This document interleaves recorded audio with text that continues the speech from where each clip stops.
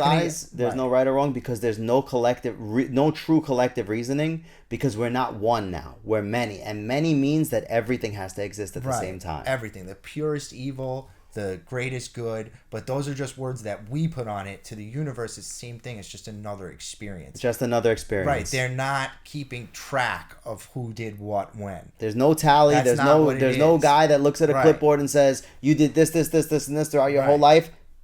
Down you go. Right. That's not how it goes. Club. Ding, ding, ding. Yeah. Let's open up the gate for you. It's not real.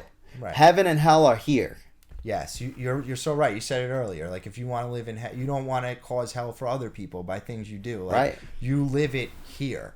And that's what I think. And even to tie it again, Jesus said that. Like, the kingdom of heaven is here. I think even in the regular Gospels. So, like, what is he telling you? Like, forget the Gospel of Thomas. Like, it's right there in the book. Like, and the whole construct of heaven up there that you have to be good and get into is just part of the religion control machine. But it makes no sense if you think about the universe as a whole. Isn't it amazing how everything goes back to India and Eastern religions, or whatever you want to call it for history.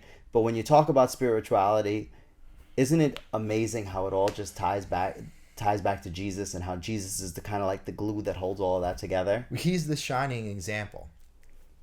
Like, if you really understand what's going on, it's not about him being God. He's the shining example of the one who achieved this highest level of spirituality that we know of. But not once did Jesus told us how to do it. Not once did Jesus say to worship, right? No. That's a thing, right? He didn't say to worship, right? He did not say that. The worshiping thing is so foreign to me.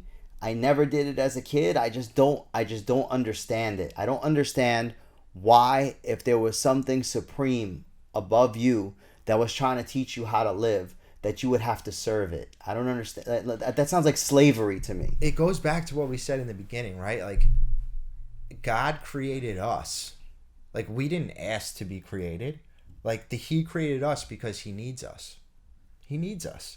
Like, just like we need him, he needs us. Like, it's a symbiotic relationship, not a standing over you, pointing at you relationship. Like, it's we need each other, and that's what we're doing here. We're living that out, that relationship. Well, the universe decided, that oneness needs experiences. Right. So in that regard, if you want to call the oneness or aliens or God, if you want to call it anything you want to call it, it was a cause and a reaction, a necessity. The oneness needed experiences. So yes, in that regard, God needs us. It was almost like it was all the data. It was everything. And it couldn't stay like this. It had to come apart. Everything that exists. Right. Like, and that's why they can trace it back to the Big Bang. But that doesn't mean it wasn't some type of oneness that we go back to.